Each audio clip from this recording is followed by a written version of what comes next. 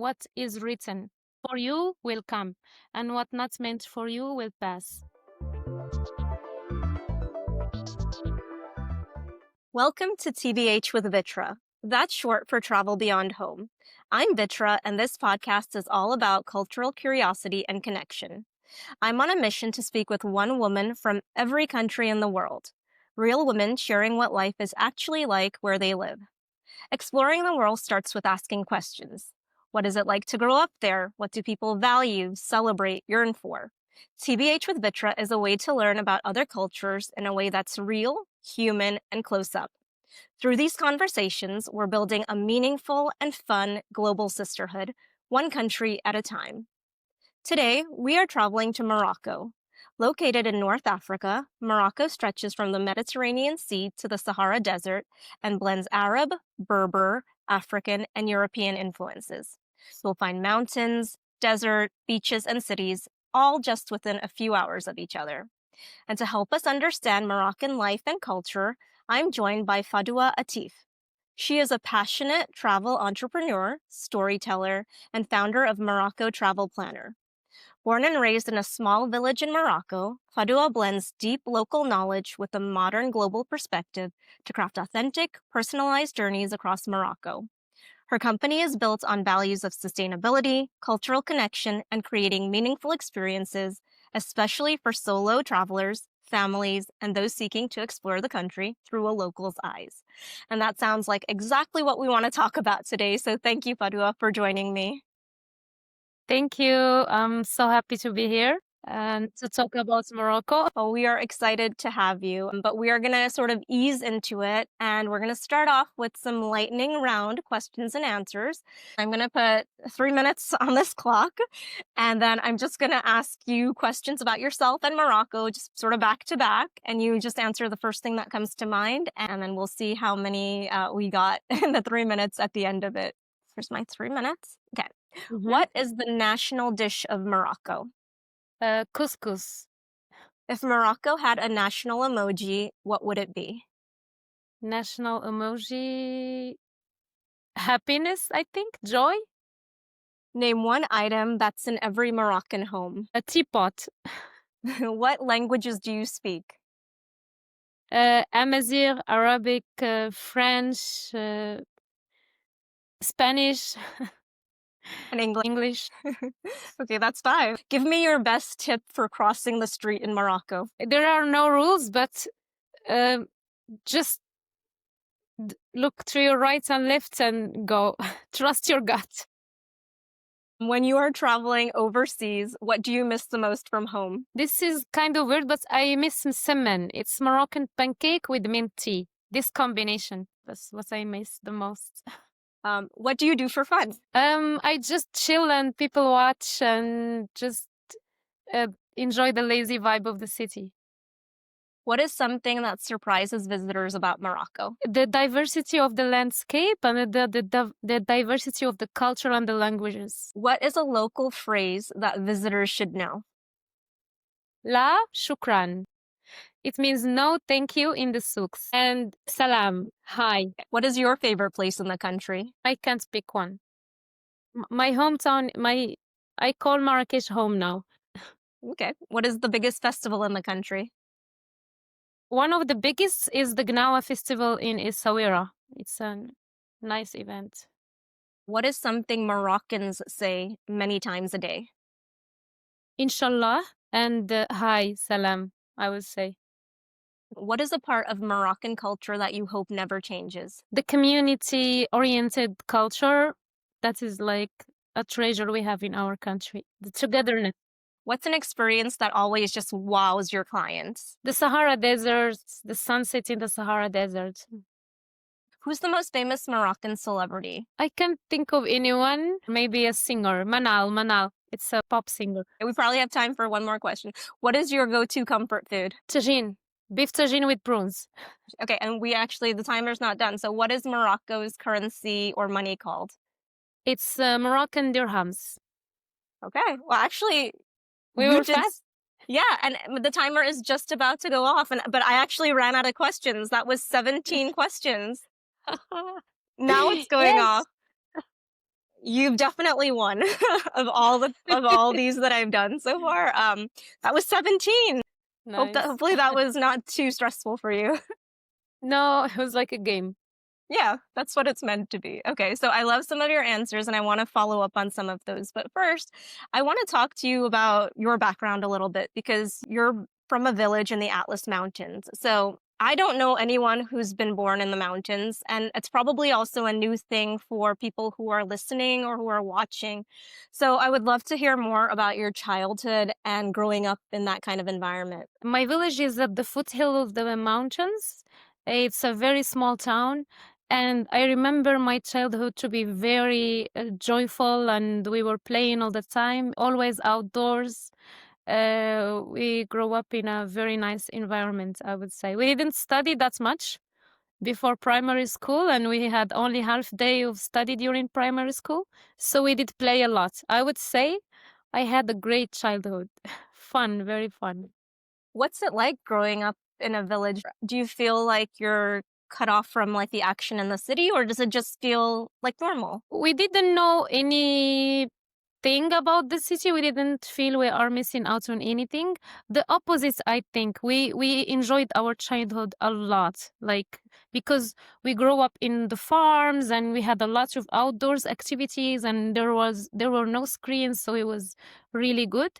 But we always knew there is something out there. What traditions or cultural things do you remember being a big part of your childhood and growing up? I remember lots of events during the year that we used to celebrate, and it represents a big part in the community, like celebrating the end of the harvest, the harvest season, where we celebrate it, and all the events and the dancing. We are famous also for olive trees. Mhm. So we had a special harvest of the olives, and we mark the start of the harvest with a special ceremony where all women will extract the first extra virgin olive oil, and it's like a big event. I still remember the smell of the olives and the olive oil.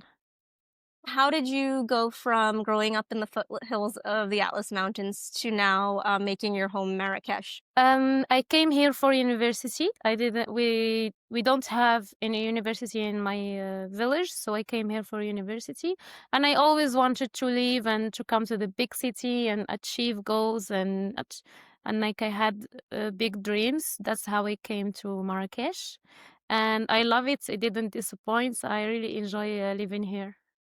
For many people who are born and raised in the mountains or in villages, is it kind of an easy thing, or is that something that's challenging to do? Back then, it was more challenging because where I live, after primary school, it was just me and another cousin who made it to high school, because also high school is far from the village. And a small percentage made it to university. So it was like very difficult back then. Now it's getting much better. We have more facilities, and more, the schooling is more accessible. I grew up watching TV shows, American TV shows, so I always wanted to explore and see what's up there, what's out there.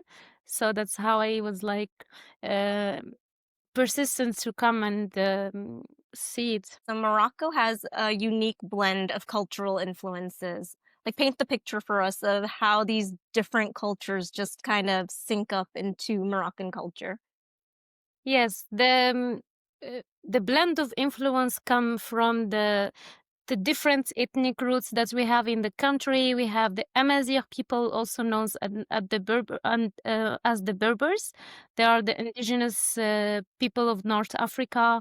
We have a big Arab heritage and Islamic traditions, centuries of influence from Africa and Andalusia, and also the French and Spain occupation of the country. So all these influences, you can see this in the architecture, in the languages, in our music and food. And you might hear people speaking Arabic, Amazigh, French, and Spanish. Even our dialect, Darija, that we speak every day, is a big mix of all these languages. So that makes Morocco a living mosaic from all these influences. Yeah, it's amazing. You named so many so many different cultures. I mean, usually it's, one or two things, but that is just sounds like a very big melting pot. Yes, it's a melting pot. It's the way to put it. And it's also different from one region to another. So a lot of people who visit, they are surprised by the diversity we have in the country. Well, that's interesting. Can you talk a little bit about how those influences may differ in a city versus a beach town versus the mountain? Yes, it's a big difference in traditions. For example, weddings, they are different from one region to another. From the south, they have different celebrations. In the city, they have a different celebrations. Dresses as well. Every region has its own like attire and traditional clothes. We have Amazigh attires. We have jalabas and kaftans that are more in the northern part of the country. Also the food, of course, the food is different from one part to the other. Music and dances as well, we have so many type of dances. That's what you can see this different traveling in different regions in Morocco. And during our trips we get to experience this diversity when we attend these experiences, like music, dance, the food we try, and the clothes that you see people wearing they are different from one region to the other. So I want to talk a little bit more about food because I know food plays a big part in bringing many cultures together, as you mentioned. Can you talk to us a little bit about some common food rituals across the country and specific dishes that are you would find maybe across the whole country, but also that are specific to various regions? Where to start? I'll start with Marrakech. Okay. We have the famous Marrakech dish, tangia. It's cooked, it's meat, slow cooked in a pot, and it's very famous for Marrakech, and it's really tasty and soft. And we have, of course, tagine. You can find it everywhere, but again, we have also different varieties of tagine. Couscous is a dish that we eat every Friday, and it's the Friday is our holiday in Morocco, where we have the big prayer, and all the families will gather at lunch after the prayer at noon, and all the families will enjoy couscous together. So it's a dish that is more, it has more meaning for this community event. And of course, mint tea is our symbol of his hospitality. You will be offered tea whenever you go, and we drink tea any time of the day. Mint tea. So it's not adapted to a coffee culture. No, no. We have a coffee culture of people sitting in cafes a lot and people watching and just enjoying the vibes, but it's still more tea. We drink tea in the coffee shops. It's a typical Moroccan breakfast. Now, since we're on food and now I'm kind of hungry that you're saying all these great things. What's a breakfast like? Yes, a typical Moroccan breakfast is basically minty, of course. We have different types of breads that we serve in the morning, and the msemen I told you I miss when I go abroad. It's like we call it the Moroccan pancake, and we have two different other varieties of pancake as well, and pita bread, our pita bread, the batbout, all served with olive oil, olives, black olives or green olives, and sometimes amlou. Amlou is our peanut butter, a version of peanut butter, but it's from almond. It's from almond butter, argan oil, and honey. And it is really tasty. I would recommend everyone who visits Morocco, or you can also find it in supermarkets. It's called amlou. It's very delicious. We put it on the pita bread and we eat it. Does the culture of Morocco have a siesta? Because I know that's common in like Spanish culture. Is there something similar in Moroccan culture? Yes, yes, especially in Marrakech. If you go to the Medina, and especially during the heat, everyone will close midday, take a break, then reopen in the evening. And we are also like Spain, we are a night culture as well, so we stay late a lot, especially during summer months. So you'll see people out in the streets in Marrakech until 3 a.m. because it's the weather gets better only during the night, and people sleep in. They sleep late. What time is dinner eaten, just out of curiosity? We eat dinner very late. Some people will eat it at 8, 10, 11, midnight during summer even. We have families who goes to the parks in Marrakech outside, and they are staying there until 2 a.m. They'll bring their food there. They'll have dinner and just stay. I want to talk a little bit about traditions and habits or routines that's part of, the standard culture of Morocco that are Mhm. still being done today by the younger generation, even when we are now in a world where everything is just so tech heavy and we live in like Yeah. a tech savvy world. The Moroccan hammam, I don't know if you know about the Moroccan hammam. It's the bath, the Mhm. scrubbing. It's all Moroccans will love a Moroccan hammam, and I would recommend every traveler to try it. It's basically you go to a hot steamy room, and you put black soap, and we scrub and we remove dead skin.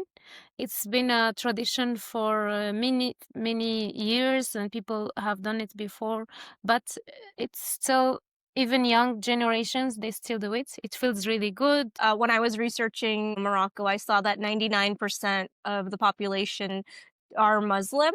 For people who may not have ever been exposed to Islam or who don't understand exactly, what that means, can you share a little bit about that and then how it flows through daily life in the country? Yes, as a visitor, you will not. The first thing you will notice is the call to prayer that echoes 5 times a day, especially if you are staying in an old town or in the Medina.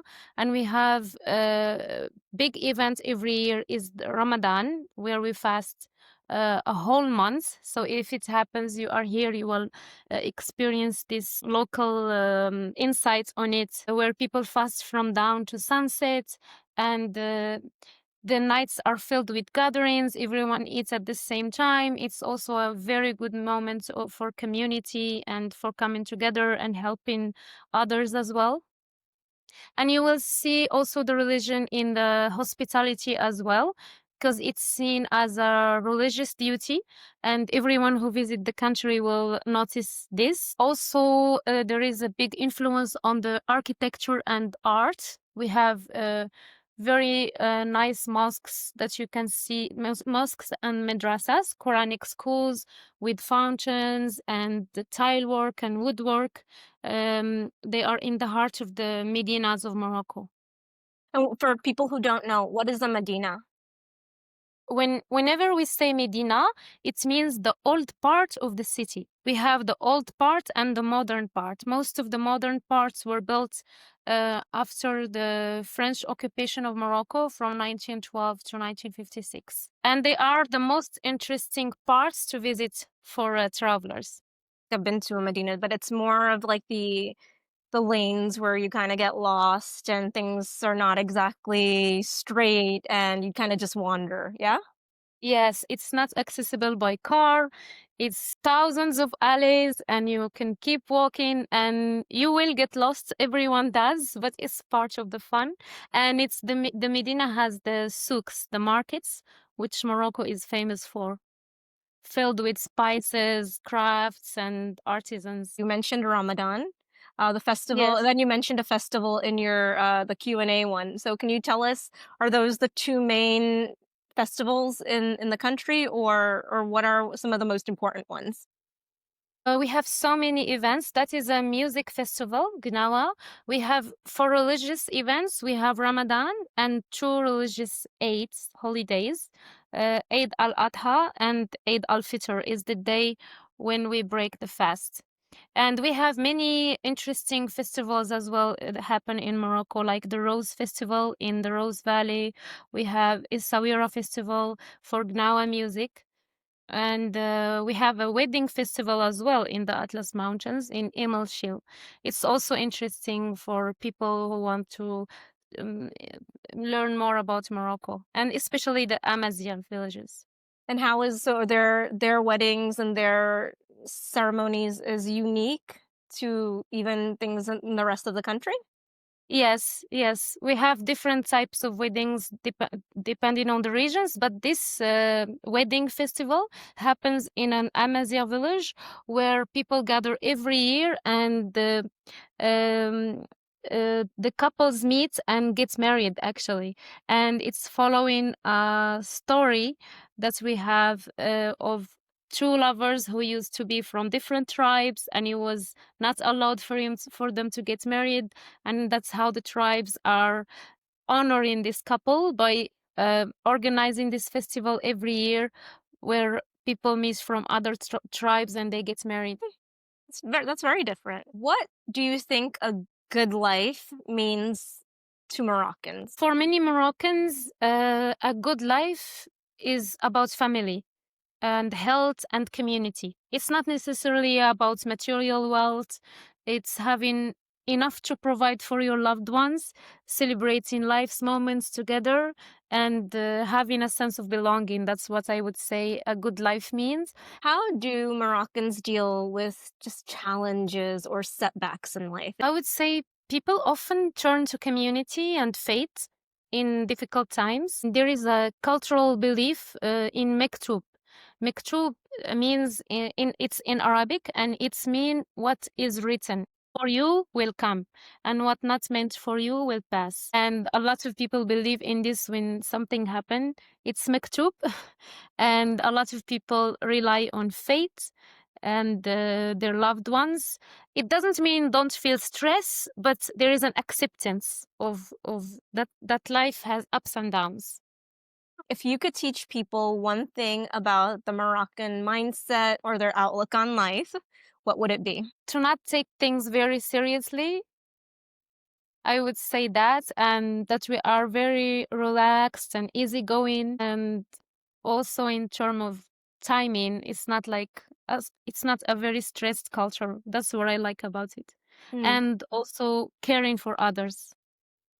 And this is, I guess, a similar question, but if you had to take one aspect of Moroccan culture to make the world a better place, what would that one thing be? I think this one, the community that we have, the community value, it's really important in this world that everyone became more individualist. It's very important to have this community support and to work to keep it. I want to get into travel and tourism a little bit, which is right up your alley, just because I think it's important for people who are coming and visiting the culture to understand how to navigate and respect local way of life. So, first and foremost, though, let's talk about safety and what travelers should know.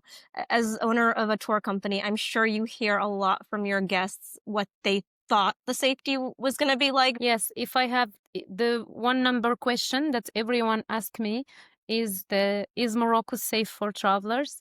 Morocco is generally very safe for travelers and for female travelers.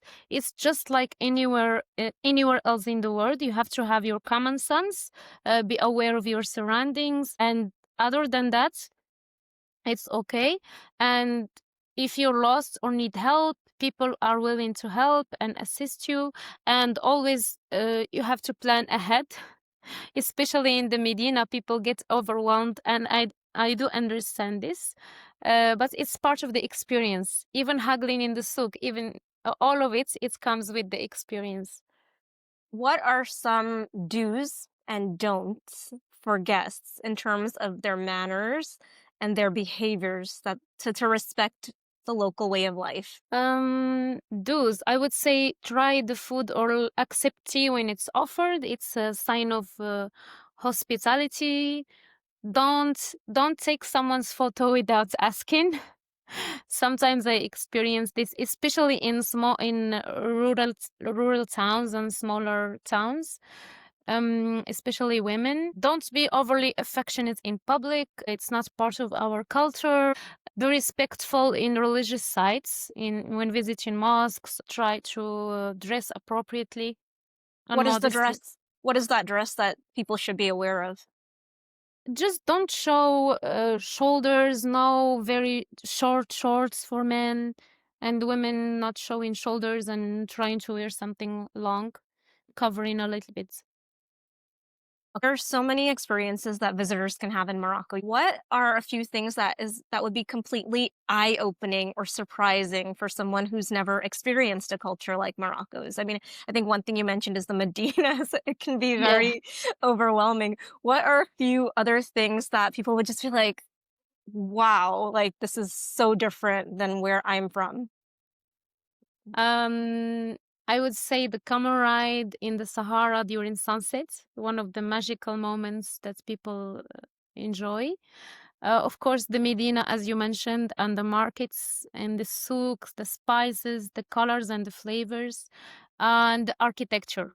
We have a big diversity, and it's a rich country in terms of architecture from one region to the other. There are a lot of landmarks that are nice to visit, and you will be surprised of the handicrafts and the artisans' work we have. What do you find your guests, what's like their favorite thing to take back home from wherever they are as a souvenir? Most of the time are Berber rugs, carpets, and leather from, especially when we visit the tanneries in Fez, people would want to take the leather back. Ceramics as well, pottery, scarves. You know, our souks are like amazing. Even if you're not a shopper, you end up buying a lot of stuff at the end.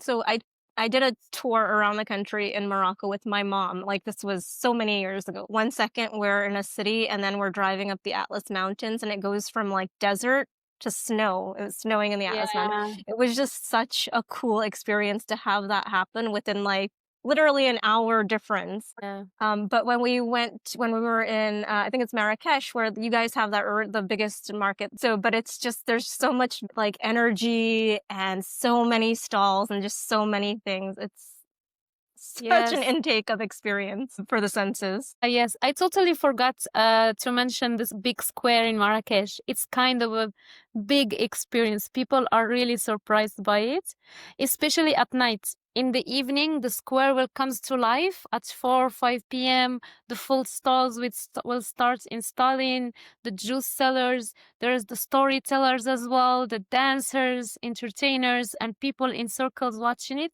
It's a whole experience happening in the same time. You're like overwhelmed with all the food, different types of music playing around, storytellers. It's also a must experience for everyone to watch the sunset over the square and to walk in those circles in the square and even try some food there.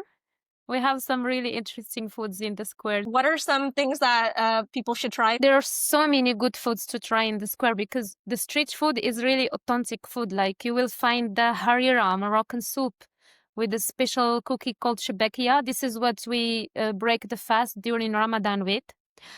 Sheep head, if you're brave enough to try it.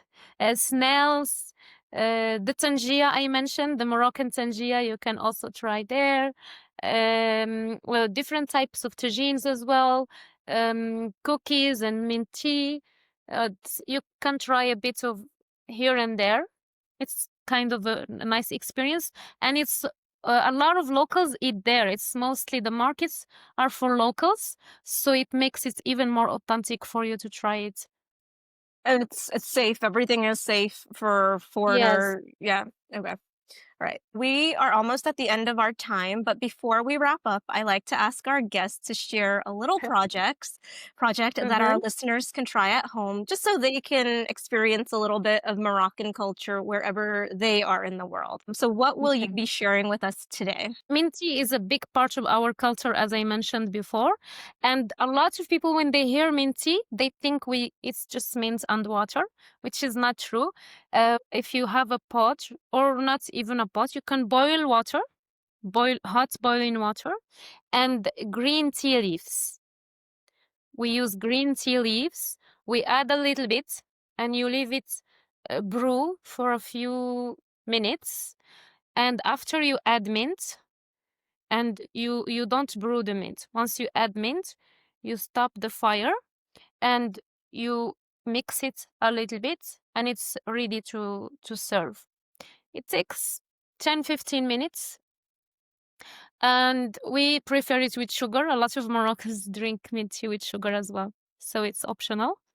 Okay. Is it like white sugar or brown sugar? What's typical in It Morocco? It doesn't matter. it's white sugar in Morocco. Okay. Okay. Yeah. So I didn't realize the green tea leaves. So water, green tea leaves, let it come to like a boil, Yes, basically. And then once you turn it off, then you add in, is it just like a few mint, mint leaves or, like a good a handful? lot, a good handful of mint, yeah. And then just let it steep for a few minutes? Yes, And then, and mix it. Pour it oh, and mix it, pour it and mix it. back and For forth. yeah, yeah. Oh, okay, okay. And then it's ready to serve with sugar. Yes. All right, sounds good. For those of you who want to try this at home, take a picture and tag TBH with Vitra Morocco so that I know it's from this episode and I will repost it. Fadoua, thank you so much for sharing your story and your insights in such an open way. It's been a pleasure stepping into your world, and I know our listeners know so much more about the country and the culture because of that. Thank you so much. It's my pleasure. Thank you. You can find Fadoua on Instagram at Morocco Travel Planner and check out her website, moroccotravelplanner.com. Thank you for those of you watching and listening. If you enjoyed this conversation, please follow me on Instagram at TBH with Vitra to join my journey. We've got so many more places to explore. Until next time, stay curious and stay kind.